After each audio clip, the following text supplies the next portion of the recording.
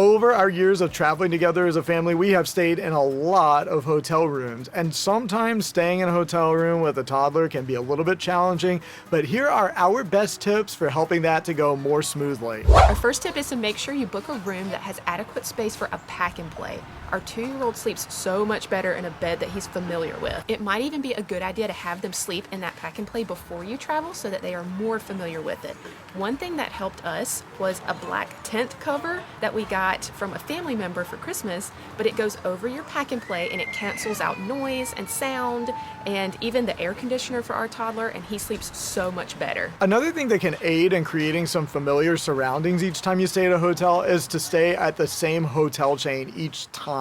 Our favorite hotel chains to stay in for value as a family are Comfort Inn and Suites, Hampton Inn, or Holiday Inn. We find that the best way to use these hotels is with their credit card points. We'll place referral codes for those credit cards in the description below.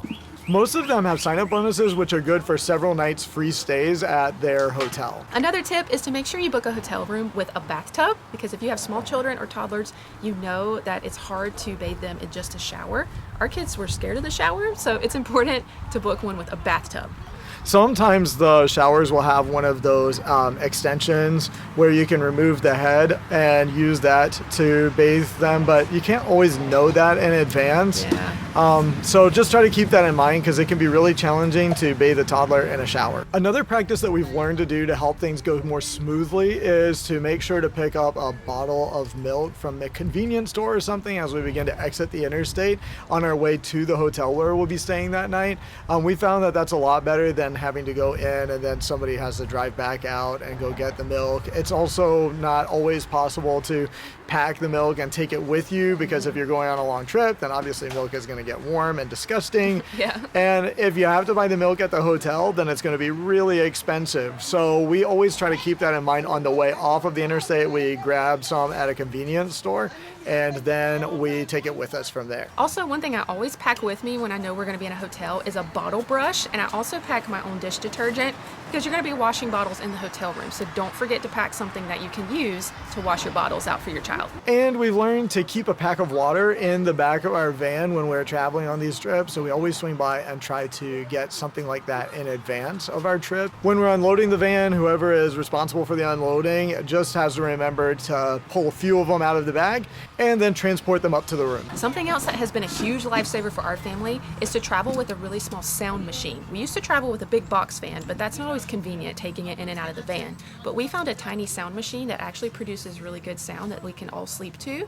We'll link it below. Another appliance that we always travel with, especially to a hotel, is a really small iron that we found, and we can also link that below. But that's been helpful because not all irons in hotels are consistent. Some of them will tear up your clothes and they leak. Not good quality, but if you travel with your own, then you know it's always going to be the same every time. Next, try to look ahead and book a hotel that has a continental breakfast available. That'll really help you in cutting down on the food costs throughout the rest of the day and help to curb some of those hunger pangs. Also, kids really love the continental breakfast. I know our 5-year-old looks forward to it every time we stay in a hotel because she can pick out what she wants and there are some different things, but you definitely want to give them that experience because the kids love it. And it's always the little things that really are making memories together as a family anyway. And finally, we found that it's not intuitive for little children to be considerate of others. They have to be taught by the big humans in their lives.